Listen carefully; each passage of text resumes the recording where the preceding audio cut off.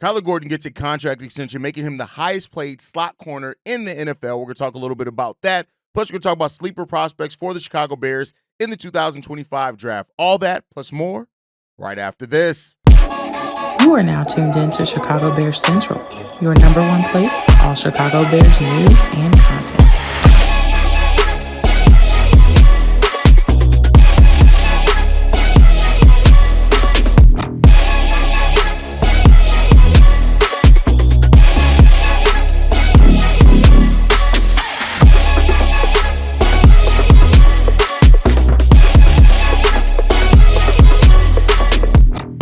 What's going on, Bears fans? Welcome to another episode of Chicago Bears Central, your number one spot for everything Chicago Bears related. I'm the host, Sarah Hayes, but more importantly, you guys can follow the channel at Chi Bears Central on every social media platform we happen to be on. With that said, let's go and get into this content for today, y'all. And the Chicago Bears decided to lock in Kyler Gordon even before the start of the season, even before the opening of training camp. They locked him into a 3-year, $40 million contract extension worth $31 million. Over $31 million is guaranteed for Kyler Gordon. Now makes him the highest paid slot corner, nickel, whatever you want to call him, in the NFL. And it locks him into 2028 season.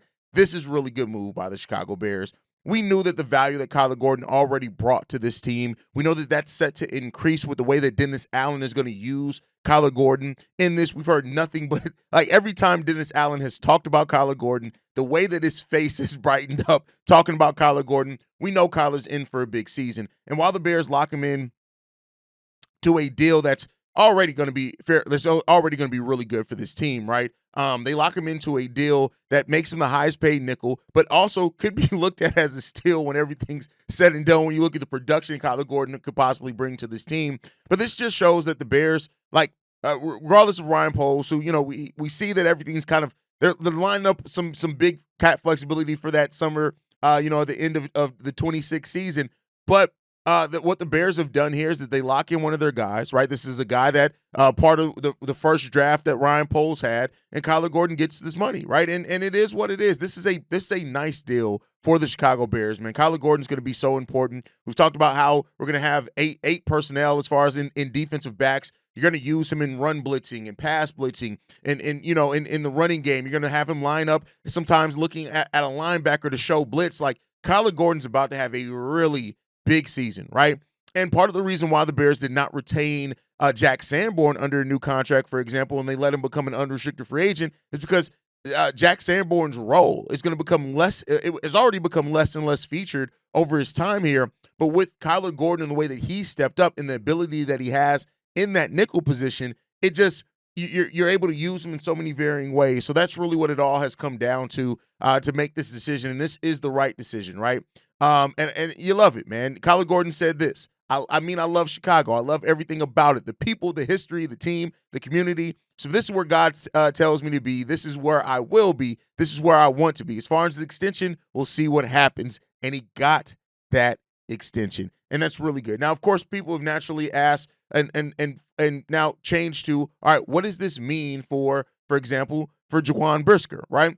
And Jaquan is going to have to show that he can stay healthy. There's no doubt about that, right? I do think if Jaquan has a healthy season, Jaquan is in a much similar position to Tevin Jenkins. Now, I think that Jaquan Brisker has been great. He's been a leader when he's on that football field. But we know availability is sometimes the best ability, and that's what teams really look at when they're locking people in. And so now you're looking at a team in the Chicago Bears that no doubt have value for Kyler Gordon. For Jaquan Brisker, right? They know there's no doubt that they value what Jaquan Brisker can bring and mean to this team. But at the same time, they want to make sure he's going to be able to stay healthy so that they can get something out of that value that he has for that team. And that's really what this comes down to. It's not really a big shock when it comes to Jaquan Brisker, but Jaquan's going to have his opportunity. He's just going to have to go through the season and show what we know he can do on the football field, but stay healthy while doing it. And there'll be extension there waiting for Jaquan Brisker as well. But shout out to Kyler Gordon. I know we did an emergency episode on it last night right after the news dropped. But I did want to start off this episode talking about it a little bit because Kyler Gordon, he got paid. And it feels good when somebody on your team gets paid, and it's deservingly so, right? I haven't seen too many people really look at this deal or question this deal and what it means or anything like that. Like, there's really, there's a really good positive feeling around this when it comes to Kyler Gordon getting his money, man. And it's really good to see because you want players that come to your team that are drafted by your team and that can grow within that. And when you get that on your squad, that's how you start building culture, right?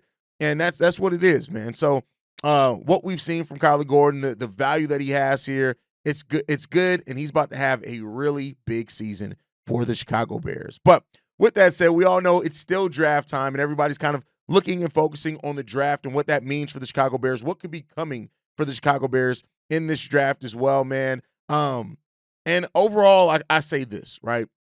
There's a lot of prospects in this draft that make sense for the Bears, some more than others. There are also some sleepers in this draft. And today's, I want to talk about some prospects, that also the Bears should probably stay away from when it comes down to it. When it comes down to this draft, just don't make sense when it comes down to it. But also some sleepers in this draft that could be on the Bears board, depending on what round they fall into, right? One of the first guys that I do want to bring up as far as a sleeper on the Chicago Bears is Jalen Royals out of Utah State. Now, this is a guy we have not talked about really any on the channel. I don't think he's popped up on any of our mocks at all. But with Ben Johnson talking so much about the slot, right? And when you look under, the slot receiver has been one of the most productive statistically positions under Ben Johnson's offense. Jalen Royals has that ability. 6 foot, 205 pounds. Last year in college, 834 yards receiving, and 6 touchdowns. That's 15 yards per reception, 15.2. He actually had that same average both years he played in college. I think that Jalen Royals, if he's there later on in the draft board for the Chicago Bears, it makes a whole lot of sense for the Bears, right? They're expecting a big leap from Rome Odunze. We know we brought Olamide Zaccheaus in here as well, right? But the Bears didn't re-sign Keenan Allen. Some things are still open. And Jalen Royals, who played most of his snaps at wideout and has a really good ability to be that slot receiver, that makes a whole lot of sense for the Chicago Bears. Look out for him as being a sleeper later on in this draft, right? Next up, because we know linebacker is another position the Bears could look to target, especially with Jack Sanborn being gone. Noah Sewell, hasn't really shown much. We don't know what the future of Tremaine Edmonds is. Danny Stutzman out of Oklahoma is a guy that I think is a big sleeper for the Chicago Bears, potentially in this draft, right? A linebacker by trade, right? And like I said, you can add some depth there or potentially be adding a new future starting a linebacker there as well if you need to do so. But Stutzman is a really good player. He has that dog mentality. And if you watch his tape, he just feels like a Chicago Bears linebacker, right? 6'4", 241 pounds. He's a senior, so he's in college that whole time. And this is a guy that I think you can get in later rounds that brings tremendous potential value. And that's really what you're looking for out of later rounds, especially in a draft where you don't have a ton of draft picks like Ryan Poles is kind of used to having, right? But they didn't add a veteran lineman in free agency. Jack Sanborn left and went to the Dallas Cowboys, right? You got Tremaine Edmonds, we got TJ Edwards. We know that Kyler Gordon is one of the reasons why you did let a player like Jack Sanborn go away, and why Stuntman isn't viewed as one of the top prospects in this draft at all, right? He's a huge sleeper. His frame is already crazy. He has the body of an NFL guy, right? He had 3 consecutive 100-tackle seasons as well when it comes down to it. He's a gritty player. He's one of those guys you can get later on in the draft pool, and I think he's somebody that Dennis Allen would absolutely love. Now, he doesn't have the greatest athleticism, right? When you look at that, he doesn't have the most amazing speed. That's part of the reason why he is not somebody that a lot of people are talking about in this draft. But what he lacks in athleticism, he makes up in vision, IQ, the way that he's able to get tackles. He doesn't miss tackles at all either, right? He consistently was one of the best tacklers in the Big 12 when it comes down to it. I think that Stuntman has the potential to develop into a pretty damn good player at the NFL level, right? And he's a great sleeper target for the Bears if they decide to draft him in the 2nd or 3rd round of this draft, especially if he's there in the 3rd round.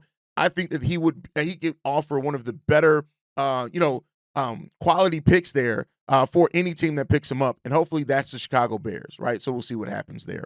Another guy out of a small school, Charles Grant, offensive tackle here. Not a lot of people have talked about him at all. He's a guy that's probably going to go in the mid-round, right?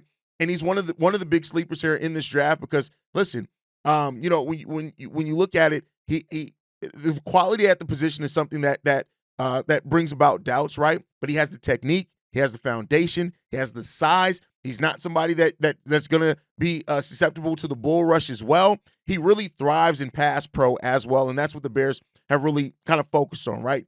We added Joe Tooney, we added Drew Dalman, we added Jonah Jackson, right? But adding more depth at that tackle position, and this isn't to say that this is the only tackle that the Bears could draft, but if you're looking to add some depth, some quality depth in the future and now, right? This is a guy that I think could work very well for the Chicago Bears as well. Again, Charles Grant, not somebody that I think anybody's really talked about so much. He's also a former wrestler, so that shows you the strength and the tenacity that he does have as well. FCS, right? So it comes down to when it comes down to he's gonna take some time to develop, no doubt about it, right?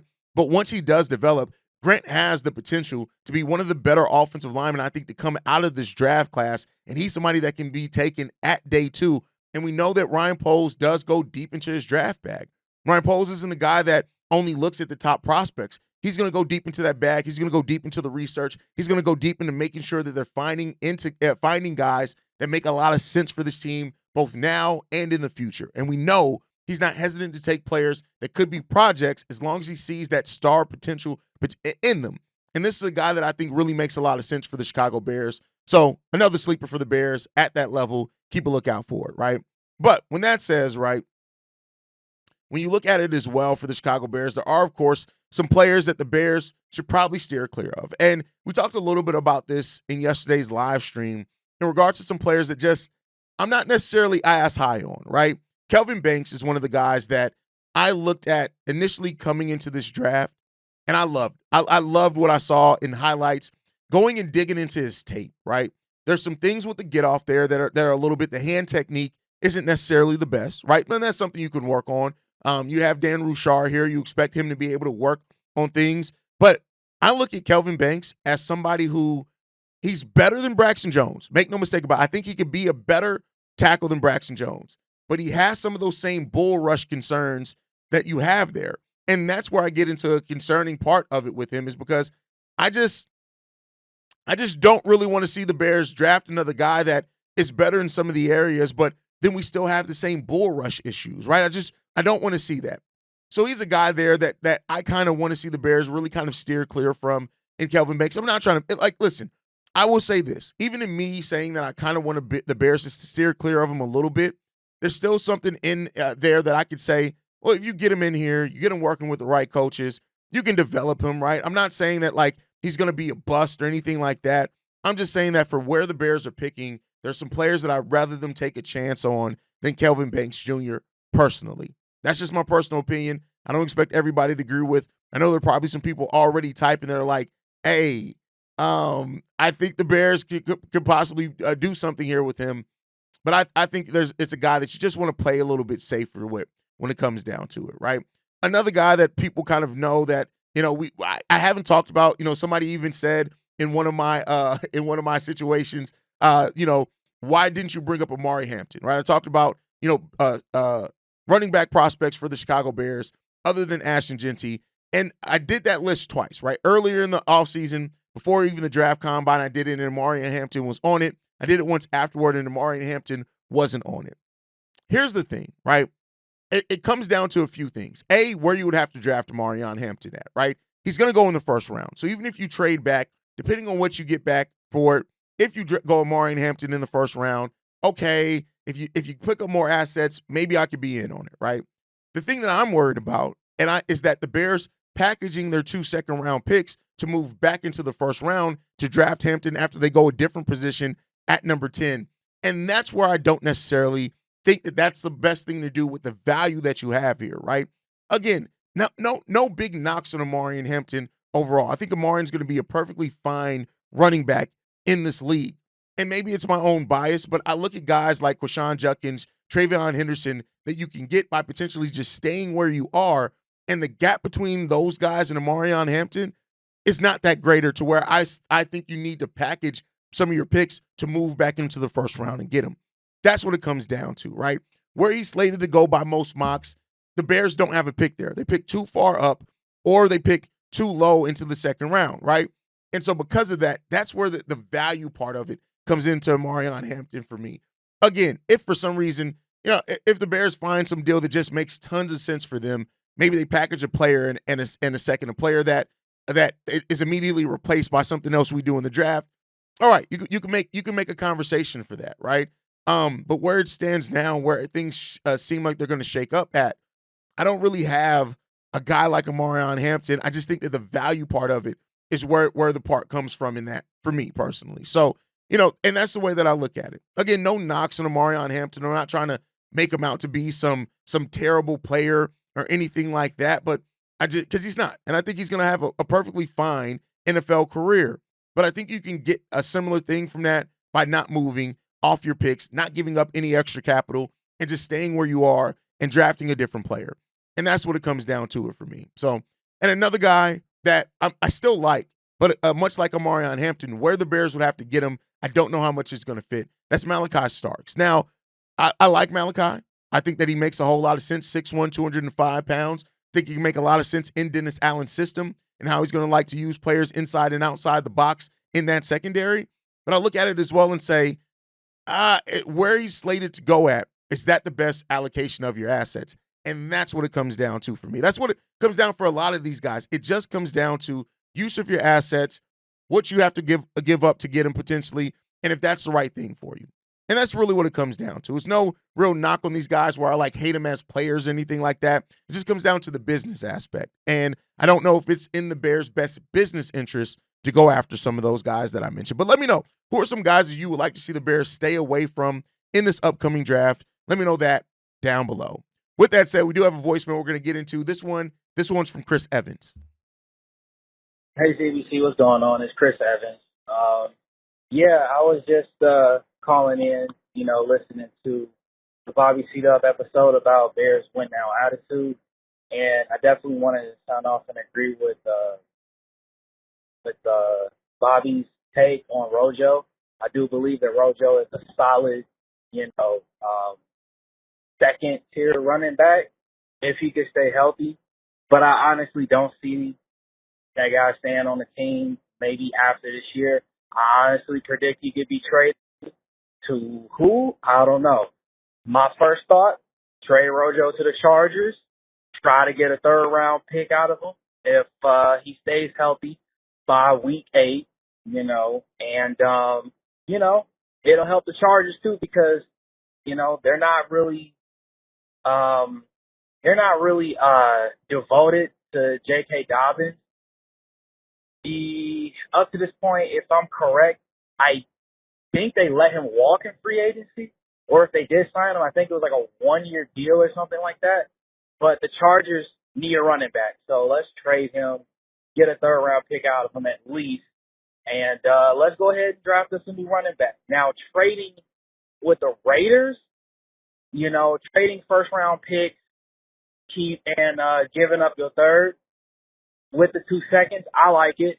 But I'm going to say this. If we give up that first, to go get Ashton Genty, then we definitely need to sort out either a defensive tackle to help Javon Dexter and what's his name, Jared Grady in the trenches, or secondary, we need to find us another good offensive line. Probably another guard behind Tooney because Tooney's great, championship pedigree, but the man is old and nothing's guaranteed. If we get lucky enough to get him for another 2 or 3 years, that's going to be his last contract of his career. And who knows if he plays it out. So if you want my opinion, we can make the trade, but we need a tackle or another at least second-tier offensive lineman that don't have to be great, but he's got to produce, right? Definitely someone that could give Braxton Jones, but, it could be tackle or guard. It doesn't matter. But someone that could give Braxton a run for his money and probably take his position.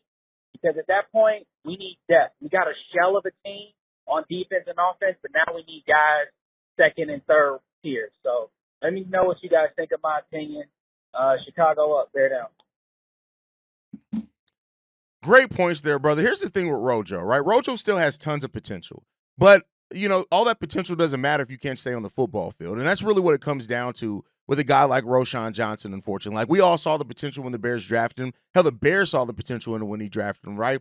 But, it just comes down to, can you stay healthy? Now, depending on what type of running back the Bears draft in this draft, maybe it's somebody that does fit good in the backfield with Rojo, right? Maybe it's somebody that is more big and kind of has the size, and they're going to play more opportunities than Rojo. Here's the thing, though. I think that if Rojo has a healthy season, Ben Johnson's still going to find ways to use him. Now, I'm not against if the Bears do go running back, if they trade him to help them move up a pick or whatever, if after drafting a running back, I'm not mad at that either. Like, I would love to see Rojo have an opportunity, to really shine here with the Chicago Bears, but it's clear that the Bears are prepared to go in a different direction. And that's just how the cookie crumbles, right? Like, I get being attached to players. Hell, I get attached to players, right? But at the same time, you want a franchise that's going to make the right decisions for your roster. And that's what the Bears have to do. And Rojo, unfortunately, has not been able to stay healthy. And even when he's been on the football field, it's not like it's been amazing. Like, Jaquan, when he's been on the football field, has been great, right? But he hasn't been able to stay on the football field and stay healthy. Rojo has all the potential in the world, but even when he has been healthy, it's just been okay. And so because of that, that's where I think you get into, right? Now, as far as the offensive line depth, I would love to see the Bears draft somebody who can play guard and tackle. I think that's like a perfect thing for where this team is as far as needing off depth, somebody who can play multiple positions. Maybe that's going to be Kieran Amagaje. Maybe that'd be somebody that they draft in this draft. So there's a lot of different options and places that they can go.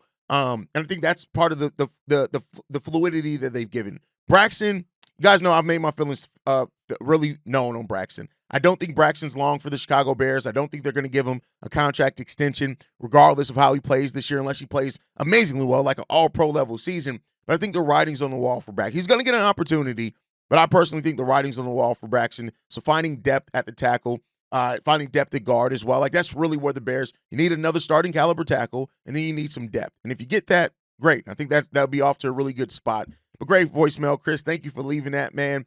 That's our time for today. Make sure you guys are following us at Chi Bears Central. You can send us any feedback, questions, comments, concerns, ChicagoBearsCentral@gmail.com. And lastly, if you want to leave a text message and our voicemail for the mailbag, the number to do so, 773-242-9336. We are the number one spot for everything Chicago Bears related, but that's thanks to you, lovely and beautiful people. And like I like to end every episode on, Chi-Town up, but Bear down.